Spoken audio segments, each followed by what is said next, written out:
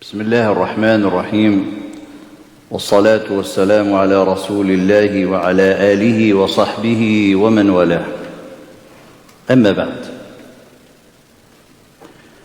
One of the most important aspects that the believer is required to be mindful of is the light that one will be having on the Day of Judgment. There's no sun. I mean, in the beginning, because one of the part of the resurrection, the sun will be 1 mile away. But in certain part, as has been described in the Quran and the Sunnah of the Prophet ﷺ, you will not be any light, especially when someone will be passing over hellfire. The light will be running before and behind on the sides of the believer, and those light that the person has already accumulated in this worldly life. And not having this light, subhanallah, a person, it will be easy to fall into hellfire.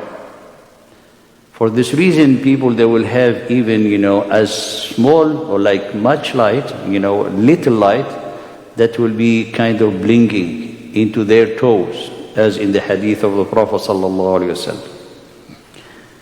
Being mindful of this light is being mindful of your life and being mindful of your future, and this your true future. This light can be accumulated, that the Prophet ﷺ instructed us, by the wudu, one of the things that help you to build this light for yourself. قال يأتون قال غرا محجلين. الغر المحجلين is like you see the horses with the white marks on their heads and white marks on their legs. So they're going to be kind of distinguished from any other horses. So this is how the Prophet ﷺ will be known you, by the light that will be from your wudu. So all the parts of the wudu will be shining with light. And here, subhanallah, where the big trial happened is in the Day of Judgment.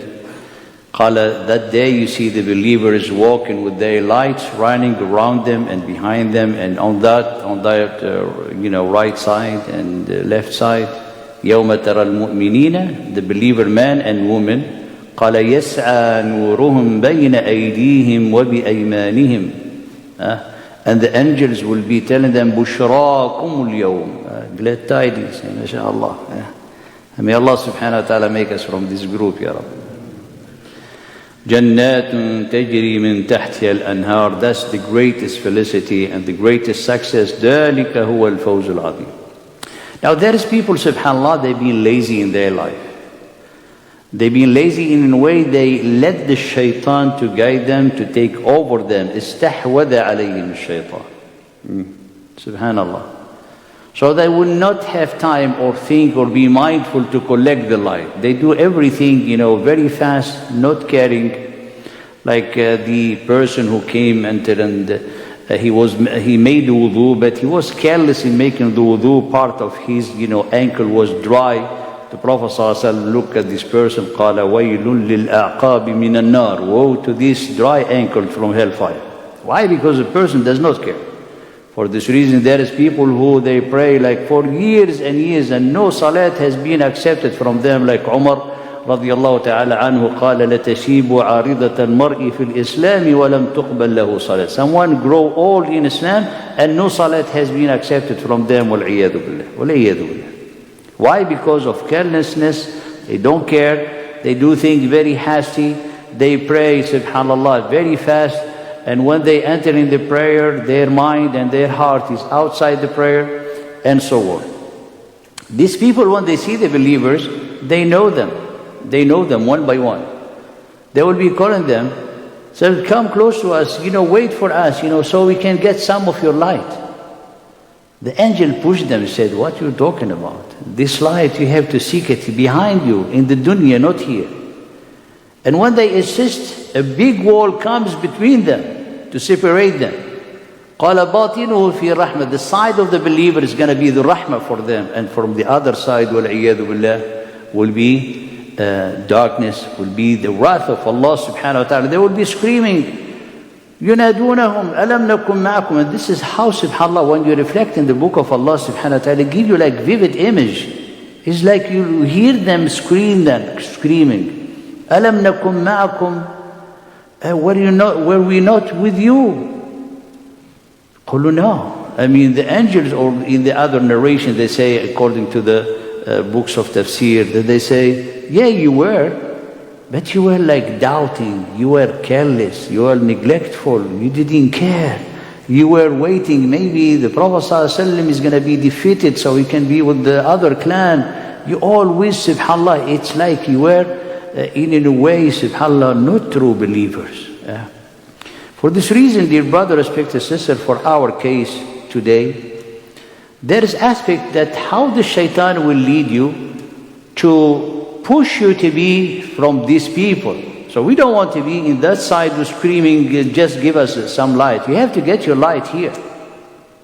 So how the shaitan will get you? In a conversation with Musa alayhi salam, he told them, the people that are easy for me to get, those who are self-amazed. They really care about themselves. They have like excessive, ego.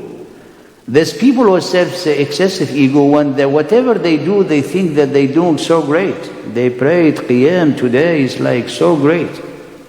And which make them to forget all their sins. They don't even see their sins. And this is actually one of the signs of the hypocrite. So these type of people, we need to be careful that we do not fall into such, ill deeds. And when a person is like that, the shaitan is easy to get hold of them, and easy to delude them, and easy to guide them in his way. Why? Because, a person will be closer and keen to satisfy their desire than to seek the pleasure of Allah subhanahu wa ta'ala. There is an amazing story that Al-Imam al-Jawzi rahimahullah ta'ala introduced in his book of Talbis Iblis. A man, true, a believer, he saw people worshipping a tree. Worshipping a tree. Like the people of Madian, that's what they used to worship, a tree. Has the essence of life, and they give you some tricked philosophy like the shaitan to twist the mind of the people, and they think this is so powerful. So what he did, he said, this is a munkar. I'm going to cut this tree.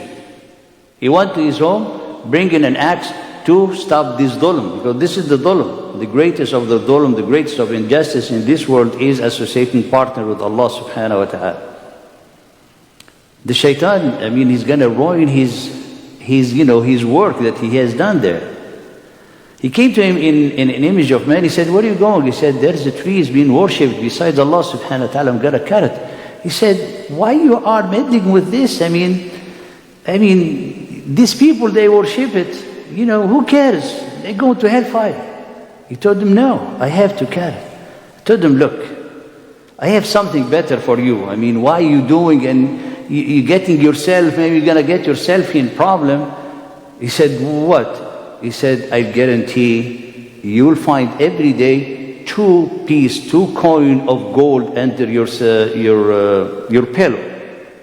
He said, what? 2 coins of gold? Qala dinaran, something like, if you'll work a whole month, he will not even able to collect half of them. He told him, who guarantees such a thing? He said, me. Just go back to your home. He went back to his home, with idea like you say, I want to see if this person is saying the truth or not.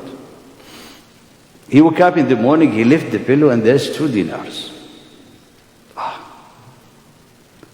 Now he has totally different dreams. You see how the shaitan, totally different dreams.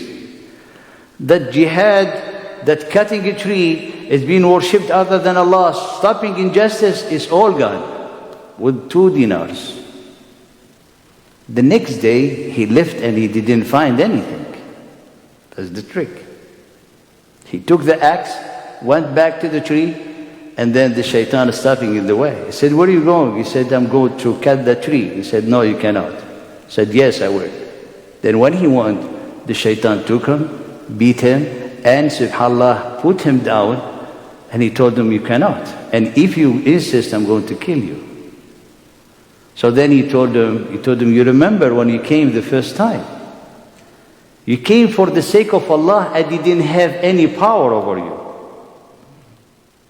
Your anger was for the sake of Allah. I could not do anything to you.